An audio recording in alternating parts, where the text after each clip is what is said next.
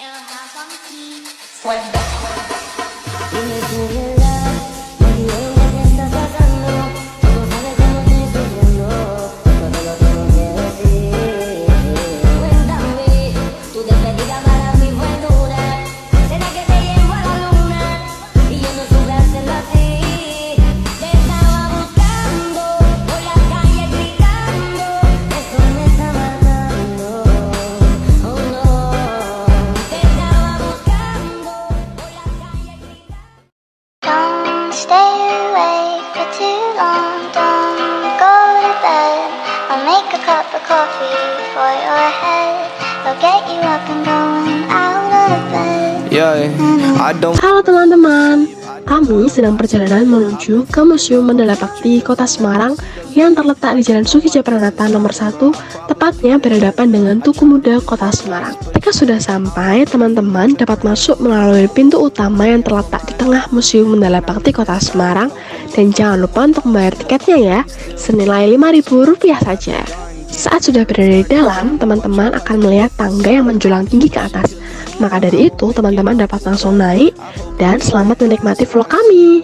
Di dalam Museum Mandala Bakti Semarang terdapat lukisan 3 dimensi sejarah perjuangan Pangeran Diponegoro. Dari lukisan 3 dimensi ini diceritakan dari kelahiran Pangeran Diponegoro di Tegalrejo, Yogyakarta pada 11 November 1785 sampai dengan tertangkapnya pahlawan nasional ini oleh pasukan Belanda di Magelang yang dipimpin Jenderal de Kock pada 23 Maret 1830. Setelah ditangkap, Pangeran Diponegoro diawali ditangkap dari kediaman Tegalrejo, penjarakan di Benteng William II Ungaran, kemudian diasingkan ke Manado, terakhir diasingkan di Makassar sampai akhirnya wafat. Hingga sekarang, Pangeran Diponegoro dijadikan junjungan dari Kesatuan Kodam 4 atau Diponegoro. Sang me sound asleep and sneak out through your kitchen at exactly 1:03. Sundays went to. Di sini juga terdapat replika jubah, Al-Quran, dan juga tasbih yang digunakan oleh Pangeran Diponegoro. Dan juga ada tempat beliau sholat. Oh iya, di sini juga ada cerita singkat sejarah Kodam Diponegoro loh. Selanjutnya, di sini juga terdapat bukti peninggalan peristiwa G30 SPKI yang terjadi dari malam hingga dini hari, tepatnya pada 30 September hingga memasuki tanggal 1 Oktober 1965 dini hari. Di sini terdapat beberapa peninggalan sejarah dari peperangan G30 SPKI, contohnya seperti seragam dan alat komunikasi. Selain itu, juga terdapat senjata tradisional, alat bedah, dan replika lubang buaya. Nah, pasti kalian capek nih habis keliling museum. Di dekat museum juga ada beberapa yang jual makanan. Dari makanan lokal hingga makanan luar loh. Nah, di sekitar situ juga menyediakan tempat foto booth untuk kalian foto setelah berkunjung. Selanjutnya ada wawancara yang kami buat. Saya diberi nama oleh orang tua saya bernama Pak Badrun, yang bekerja bertugas sehari-hari di Museum Mandala Bakti sebagai pemandu wisata, pemandu kunjungan Museum Mandala Bakti. Yang pertama, saya ingin bertanya, siapa yang mendirikan museum ini? Yang mendirikan museum ini, maksudnya arsiteknya atau bagaimana? Ya, arsitek. Museum Mandala Bakti ini awalnya adalah sebuah bangunan yang dirancang keberadaannya dibangun pada tahun 1906 dengan arsitek yang bernama Igun Holman dan Van Leeuwen. Dua arsitek tersebut merancang gedung ini dibangun untuk Raad van Justitie. Apa itu Raad van Justitie? Artinya pengadilan tinggi bagi golongan atau kalangan rakyat Eropa yang ada di Semarang. Nah, itu jawaban saya. Kalau yang apa itu jadi pertanyaan siapa yang mendirikan atau siapa nama apa itu sebagai apa itu arsitek museum itu.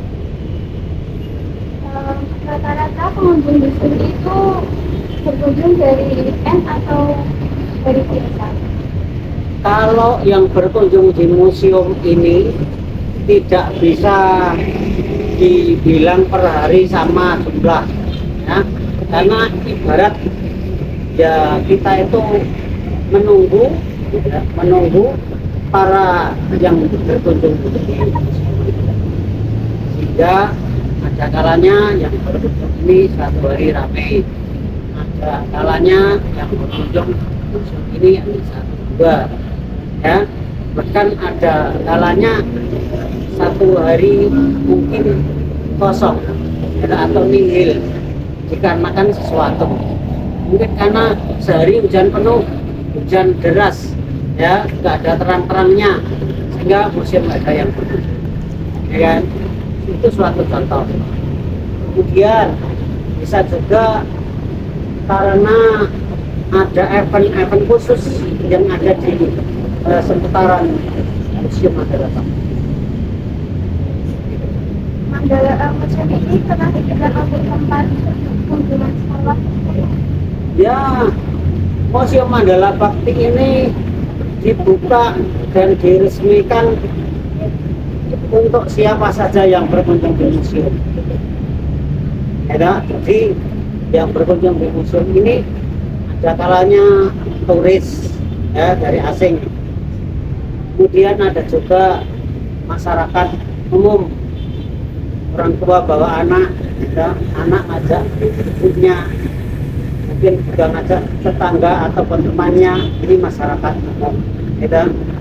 Kadang-kadang juga ada sifatnya datang berkunjung di museum ini sifatnya community itu rombongan, ya kan? Namun kadang juga yang berkunjung di museum ini seperti anak-anak sekolah, ya kan? Yang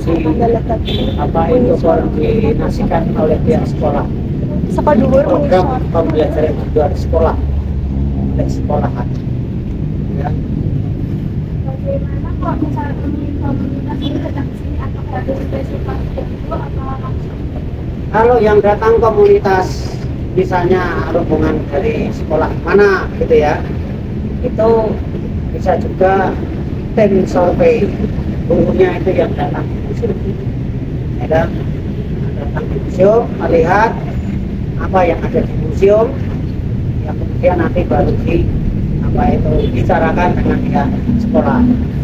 Ada juga yang memang langsung memberitahu lewat surat masuk ataupun melalui telepon, ya, yang bahwasanya dari sekolah mana atau dari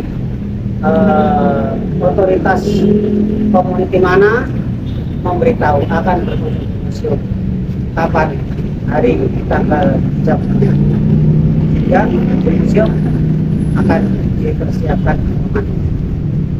Mereka datang tanpa menghubungi sebelumnya, bisa juga datang ke museum tanpa ada pemandu. Jadi memang berbeda, yang berkunjung sifatnya komunitas yang sendiri-sendiri. Karena kalau komunitas itu jelas akan diberikan penjelasan oleh guide atau pemandu, sehingga akan lebih jelas apa yang didapat setelah selesai berkunjung ke museum. Selanjutnya ada harapan Bapak dengan adanya museum? Ya, harapannya sih museum ini selalu dikunjungi, ya. Kemudian museum ini semakin ramai para pengunjungnya, ya, dan museum ini semakin maju dan lain-lain sih. Banyak sekali harapan.